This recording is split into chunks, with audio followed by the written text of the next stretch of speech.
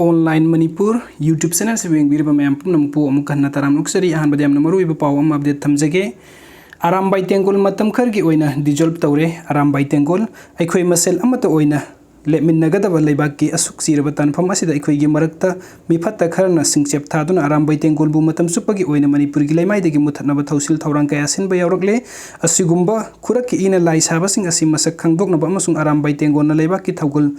tungkoina tawba ngamnaba tangai fadana matam khargi oina Arambai Tengol asi dissolve tawre haina Arambai Tengol na thadorpa seron amana hairi Arambai Tengol gi maikai degi thadorpa seron asina hai ngasi nongmanini sida MLA minister amasung MP sing gi yum natragana quarter da miyamna thomjillibasi Arambai Tengol gi women wing na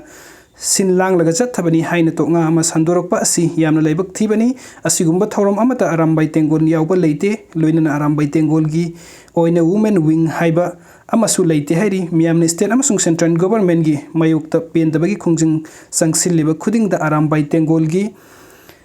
ming season naba amasung mingset thinaba tawbiganu leibaki asuk luraba tanja asida aikhoi masel lingjen manana amata oina leimin nagadabani matam asida aikhoi gi marakta mifatta kharna kanba singchep thajilakli thawong asina Arambai Tengol bu matam supagi oina Manipur gi leimai degi muthat khinabagi thawong sille haibasi hena mayek sengle khuraki ina lai sabasing asi khangdoknaba amasung tungkoina Arambai Tengol na leibaki thawgol tawba phangnaba haiduna matam khargi oina Arambai Tengol asi dissolve tawbani dissolve tawringai manungda aikhoigi thawmi sing amasung aikhoigi maikhum upasing na thabuk thorom amadata Arambai Tengol gi ming amasung phijol sinnaba thingle hairibu wafam asida kanagumba na thawoidana lupki mingset thinaba thabuk thorom toroklabadi maduda thorakpa khuding masa masana marnai daita pujagadabani seron asina makhata na hai lupki thawmi sing na lanai oiba mawong da leibaki amasung furup kanbagi thabuk thawram sing da saruk yabada Arambai Tengol na karisu haningai leite matam kharam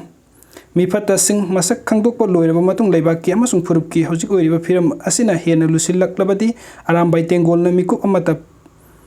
panduna leibak kannabagi khongthang sapsana laukhatkani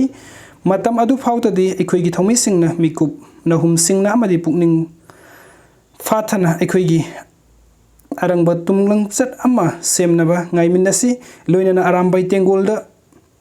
phamnaibisingi mathakta attack tawbagi thawrang leijade Arambai Tengol gi women wing leite yeknabasingi sarulangda thudanaba matam khara aikhoi tangai phadana loop asi dissolve tawbani haiba wafam seron asida palli aduga mathangi update asina the frontier Manipur dagi update amak lokhatchage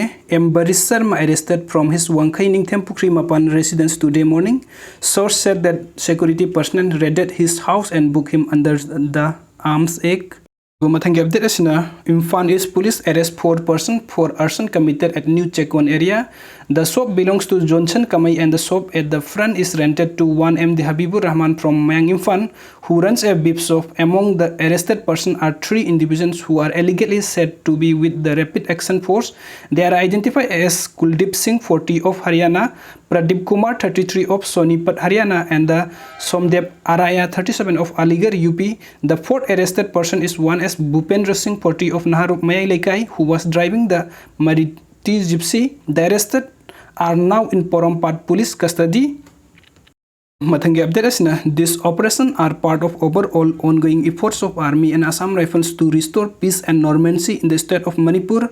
Army columns are using latest technology, weapons, equipments and other force multipliers while operating in the forested mountainous areas. Army and Assam Rifles have launched multiple search operations in area of Kangshuk, Modbung, Saikul, Pukhao and Sagolman areas of Manipur in wee hours of 27 May to track down any armed insurgents operating in these areas. Operations underway. Source Spear Corps Indian Army. Thank you so much for watching my video. Hope you have enjoyed and have a great day. Thank you so much.